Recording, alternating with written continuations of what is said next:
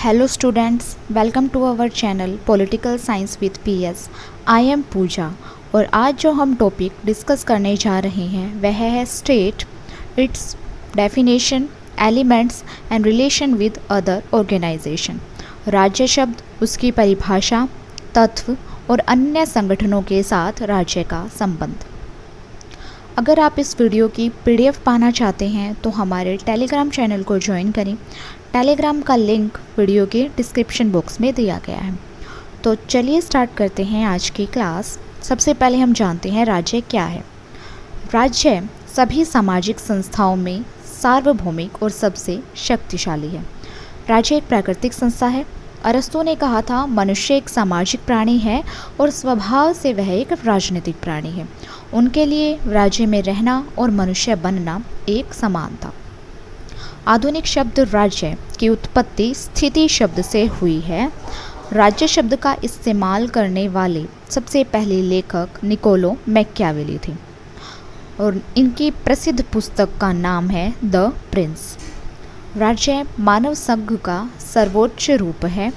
यह आवश्यक है क्योंकि यह जीवन की मूलभूत आवश्यकताओं से अस्तित्व में आता है और यह अच्छे जीवन के लिए बना हुआ है। मनुष्य के लक्ष्य, इच्छाएं और आकांक्षाएं राज्य के माध्यम से ही क्रियान्वित होती हैं।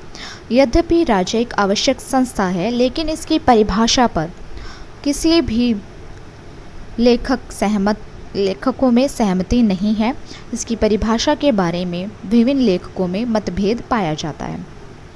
वुड्रो विल्सन के अनुसार राज्य एक निश्चित क्षेत्र के भीतर कानून के लिए संगठित लोग हैं। अरस्तू ने राज्य को परिवारों और गांवों के संघ के रूप में परिभाषित किया, जिसका अंत एक आदर्श और आत्मनिर्भर जीवन था, जिसका अर्थ एक खुशहाल और सम्मानजनक जीवन था। गार्नर के अनुसार राज्य लोगों का समुदाय है जो बाहरी नियंत्रण से मुक्त क्षेत्र के एक निश्चित रूप पर कब्जा करता है और एक संगठित सरकार रखता है, जिसके प्रति लोग आदतन आज्ञाकारिता दिखाते हैं। तो राज्य के बारे में गार्नर की परिभाषा सबसे बेस्ट परिभाषा मानी जाती है क्योंकि इसमें राज्य के सभी तत्व शामिल हैं। प्रोफेसर लोस्की ने राज्य को एक क्षेत्रीय समाज के रूप में परिभाषित किया जो कि सरकार और विषयों में विभाजित हैं, जिनके संबंध सर्वोच्च बलपूर्वक शक्ति के प्रयोग से निर्धारित होते हैं। तो ये था राज्य शब्द और उसकी परिभाषा। अब हम राज्य के तत्वों के बारे में डिस्कस करेंगे। इन परिभाषाओं से यह स्पष्ट हो जाता है कि राज्य के कुछ तत्व होते हैं। तो राज्य के भौतिक आधार पर तत्व हैं जनसंख्या और क्षेत्र। राज्य के राजनीतिक आधार पर तत्व हैं सरकार और संप्रभुता। इस प्रकार राज्य के 4 तत्व हैं जनसंख्या, क्षेत्र, सरकार और संप्रभुता। अब हम इन सभी तत्वों को एक एक करके डिस्कस करेंगे। सबसे पहले है जनसंख्या। जनसंख्या वे लोग हैं जो राज्य बनाते हैं। राज्य के लिए जनसंख्या जरूरी है। बिना जनसंख्या के राज्य हो ही नहीं सकता। यूनानी विचारकों का मानना था कि जनसंख्या न तो बहुत अधिक होनी चाहिए और न ही बहुत कम। प्लेटो के अनुसार आदर्श राज्य की जनसंख्या 5040 होगी। अरस्तू के अनुसार भी संख्या न तो बहुत बड़ी होनी चाहिए और न ही बहुत छोटी होनी चाहिए। यह इतना बड़ा होना चाहिए कि आत्मनिर्भर बन सके और इतना छोटा होना चाहिए कि अच्छी तरह से शासित हो सके। रूसो 10,000 को एक जनसंख्या के लिए आदर्श संख्या निर्धारित करता था। प्लेटो और अरस्तू जैसे यूनानी विचारकों की संख्या पर सोच एथेंस और स्पार्टा जैसे छोटे शहर राज्यों पर आधारित थी, लेकिन आधुनिक राज्यों की जनसंख्या अलग अलग है और कई देशों की जनसंख्या बहुत ज़्यादा है, कई देशों की संख्या बहुत कम है। दूसरा राज्य का तत्व है इलाका या क्षेत्र। निश्चित क्षेत्र के बिना कोई राज्य नहीं हो सकता। लोगों को रहने के लिए और खुद को सामाजिक और राजनीतिक रूप से संगठित करने के लिए क्षेत्र होना जरूरी है। याद रखें कि राज्य के क्षेत्र में भूमि, जल, वायु, अंतरिक्ष शामिल है। आधुनिक राज्य अपने आकार में अलग अलग हैं। नागरिकता के लिए क्षेत्र आवश्यक है। जनसंख्या के मामले में राज्य के क्षेत्रफल की सीमा के संबंध में कोई निश्चित आकार तय नहीं किया जा सकता, क्योंकि छोटे बड़े राज्य सभी प्रकार के राज्य पाए जाते हैं।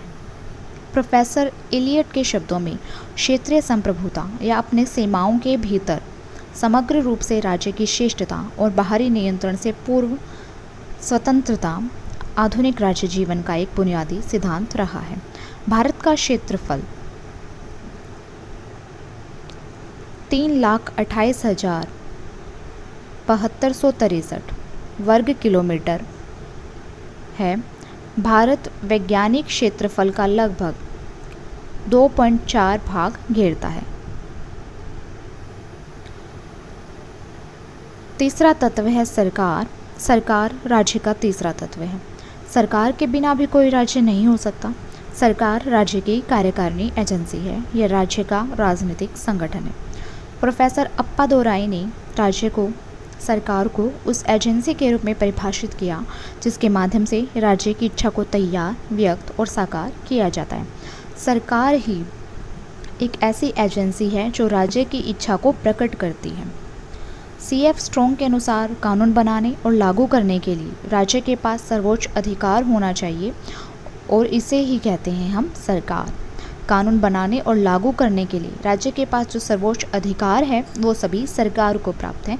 सरकार ही कानून बनाती है और उसे लागू करती है। चौथा तत्व है संप्रभुता। राज्य का चौथा आवश्यक तत्व संप्रभुता। संप्रभुता शब्द का अर्थ होता है सर्वोच्च और अंतिम कानूनी प्राधिकार जिसके ऊपर कोई कानूनी शक्ति मौजूद नहीं है। संप्रभुता की अवधारणा आधुनिक राज्य के उदय के साथ विकसित हुई थी। संप्रभुता लैटिन शब्द सुपरनेस से लिया गया है जिसका अर्थ है सर्वोच्च। संप्रभुता के आधुनिक सिद्धांत के जनक जीन बोर्डिन एक फ्रांसीसी राजनीतिक विचारक थे। संप्रभुता के दो पहलू हैं, आंतरिक संप्रभुता और बाहरी संप्रभुता।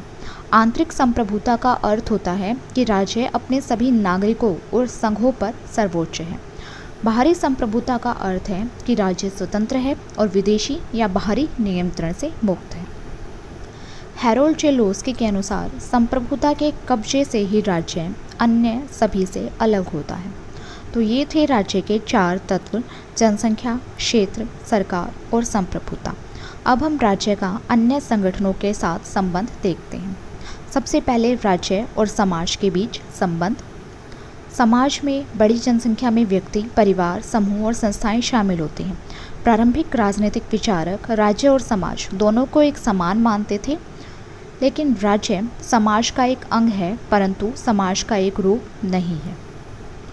प्रोफेसर अर्नेस्ट बार्कर ने अपने पुस्तक principle of social and political theory में 3 शीर्षकों के तहत राज्य और समाज के बीच अंतर को स्पष्ट रूप से उजागर किया है और ये 3 शीर्षक हैं। सबसे पहला उद्देश्य और कार्य के आधार पर, संगठन व संरचना के आधार पर और विधि के आधार पर।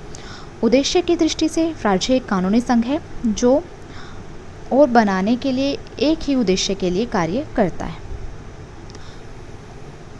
कानून और व्यवस्था की स्थायी व्यवस्था लागू करता है, लेकिन अनेक संघों से बना समाज कानून के अलावा अन्य कई उद्देश्यों के लिए भी कार्य करता है। समाज के उद्देश्य हैं बौद्धिक, नैतिक, धार्मिक, आर्थिक, सौंदर्यपरक और मनोरंजन। से राज्य और समाज की सदस्यता एक समान है, लेकिन उद्देश्य के संबंध में वे अलग हैं। राज्य का अस्तित्व एक महान लेकिन एकल उद्देश्य के लिए है, जबकि समाज कई उद्देश्य के लिए अस्तित्व में है, कुछ बड़े और कुछ छोटे, लेकिन सभी कुल मिलाकर गहरे और व्यापक है। राज्य और समाज की सदस्यता तो समान है, लेकिन उद्देश्य से ये अलग है। संगठन की दृष्टि से भी राज्य एक एकल संगठन है, कानूनी, जबकि समाज अपने भीतर कई संगठनों को समाहित करता है। जहाँ तक राज्य द्वारा दबाव या बाध्यता का तरीका अपनाने से पहले विधि का संबंध है, समाज स्वैच्छिक कार्रवाई का तरीका अपनाता है। तो तीसरे जिस आधार पर राज्य और समाज में अंतर है वो है विधि। राज्य तो दबाव और बाध्यता का तरीका अपनाने से पहले विधि का पालन करता है और समाज स्वैच्छिक कार्रवाई का तरीका अपनाता है। जिन उद्देश्य के लिए समाज का अस्तित्व है वे प्रेरक तरीकों को आवश्यक बनाते हैं और इसके संगठन की बहुलता सदस्यों को एक संघ को छोड़ने और किसी अन्य में शामिल होने का पर्याप्त अवसर देती है, यदि कभी जबरदस्ती का प्रयास किया जाता है। अब हम राज्य और राष्ट्र के संबंधों के बारे में जानेंगे। नेशन शब्द लैटिन भाषा नेशो से लिया गया है, जिसका अर्थ जन्म या नस्ल। राष्ट्र और राज्य शब्दों का प्रयोग पर्यायवाची के रूप में ही किया जाता है, लेकिन लेखकों के अनुसार एक राष्ट्र समान वंश और भाषा द्वारा एकजुट लोगों का एक समूह है। आधुनिक लेखक नस्लीय पहलुओं पर उतना जोर नहीं देते हैं जितना कि मनोवैज्ञानिक और आध्यात्मिक पहलुओं पर। हाल ही के दिनों में इसने राजनीतिक अर्थ ले लिया है। जो लोग समान विचार साझा करते हैं और स्वाभाविक रूप से कुछ समानताओं से जुड़े होते हैं, एकजुट होते हैं, उन्हें अब एक राष्ट्र कहा जाता है। राज्य के मामले में एकता की भावना आवश्यक नहीं है, जैसा कि राज्य को बनाने वाले 4 तत्वों के मामले में है। द्वितीय विश्व युद्ध के बाद से एक राष्ट्र एक राज्य का सिद्धांत सभी देशों के लिए व्यवहारिक राजनीति बन गया और द्वितीय विश्व युद्ध के बाद नए राष्ट्र राज्यों का निर्माण हुआ। 1947 के बाद भारत भी एक राष्ट्र राज्य बन गया। यदि सुशासन वाला कोई राष्ट्र स्वतंत्र हो जाता है तो एक राष्ट्र राज्य अस्तित्व में आता है। तीसरा संबंध राज्य और सरकार के बीच में। सरकार का प्रयोग अक्सर राज्य के साथ पर्यायवाची के रूप में किया जाता है, लेकिन सरकार और राज्य दोनों ही अलग अलग संस्थाएं हैं। राज्य और सरकार के बीच में अंतर है। सबसे पहले राज्य। राज्य में जनसंख्या, क्षेत्र, सरकार, संप्रभुता, ये 4 तत्व शामिल हैं। राज्य के पास मूल शक्तियाँ भी होती हैं। राज्य स्थायी है और सदा बना रहता है। राज्य एक अमूर्त और अदृश्य है जो दिखाई नहीं देता। लेकिन सरकार क्या है? राज्य का ही एक अंग है। राज्य को के जो 4 तत्व थे, जनसंख्या, क्षेत्र, सरकार और संप्रभुता, तो इनमें से सरकार राज्य का एक अंग है। सरकार की शक्तियाँ राज्य से ही प्राप्त होती हैं। सरकार अस्थायी हो सकती है या बदलती रहती है। सरकार ठोस है और दिखाई भी देती है। तो ये था राज्य और सरकार के बीच में संबंध। आज की क्लास में हमने राज्य, उसकी परिभाषा, उसके तत्व और अन्य संगठनों के साथ राज्य के संबंध के बारे में जाना। आज के लिए इतना ही। मिलते हैं नेक्स्ट क्लास में एक नए टॉपिक के साथ। Thank you.